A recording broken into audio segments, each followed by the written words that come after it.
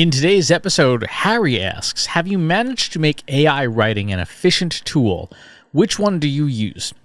So that's a good question. There are two tools and models that I use for text generation using artificial intelligence.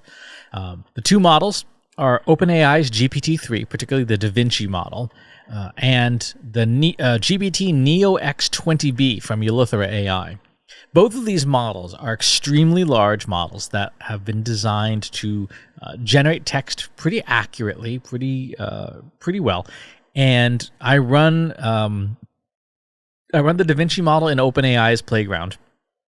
I run the Neo X model in Google Colab. So Google has its Colab development environment, and I have on the Pro version, so it's like $10 a month to use.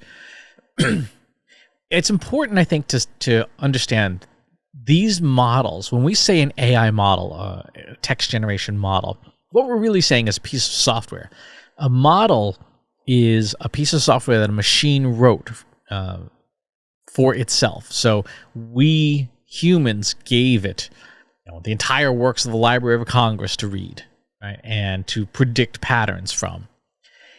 And the model is what results. Think about an AI model when it comes to writing tools, like a machine's version of Microsoft Word. Like you and I have a human version of Microsoft Word, which we write in. The machines have their version too, except their version doesn't have an interface. There's no need for one, and it has billions of examples of writing so that it can create written content, reasonably quickly and reasonably easily. For applications, what I use these models most for is actually, and I realize this is a bit like taking a Porsche 911 to the grocery store. I use it for breaking writer's block. So I will take a piece of text that I'm working on. Maybe I've got a paragraph or two. I just don't know where to go with it. I'll paste that into one of these tools and say, okay, autocomplete the rest. Try and write the next 1,000 words. And I will see what the machine comes up with. And more often than not, the machine will come up with something that I don't approve of. Like, nope, that's not where I was going with this. But that's enough to break writer's block for me to go, okay, what I really wanted to say was this, not what this machine wrote. And it almost sort of kicks me into editing mode to fix the machine's errors. And that is enough to break that writer's block and to get me back on track. Or sometimes it will create something and I'll say, oh, I didn't think about that. I didn't think of going that direction. And so I will then take that essentially kind of a prompt, if you will, and use it to jumpstart my writing.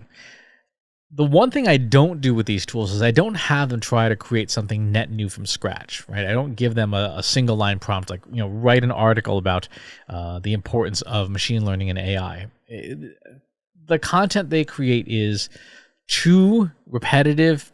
It's not new. It's not noteworthy. It's not original. The assembly, the sequence of words that it creates may be original and unique, but the thinking is not original or unique. The thinking is recycled thinking from all of the works that it's drawn on. So I don't use it to create net new content from whole cloth. It's just not there yet. Can it get there? Probably. There are some technical hurdles that the implementers of these models need to overcome to make them be able to generate coherent, longer form text. One of the big limitations is they have no memory, which means that as they're creating text, they can't remember what they've written. And so they can get caught in loops and they can just say the same thing over and over again in different ways, which admittedly humans do that too, right? If you've ever read your own term papers you wrote in college at like 2 a.m.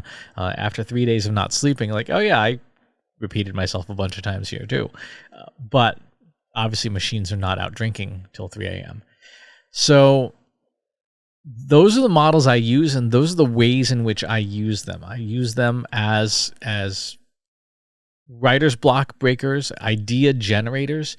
But for the most part, I'm still writing 90% of the copy, right? Because what the machines come up with, more often than not, is not where I was going to go. But I needed something to get me over whatever block I was facing. So your mileage may vary. depending on the content you're writing. I have used the GPT models to generate press releases as a proof of concept, as an example, not for anything in production. And they create really good press releases. I mean, as good as a press release can be, right? Press releases are still boring. And they're highly templated, which is why machines are so good at them. So I've used it for that as well as a demonstration, but in production, it really is just the writing and editing. So good question. Thanks for asking. If you like this video, go ahead and hit that subscribe button.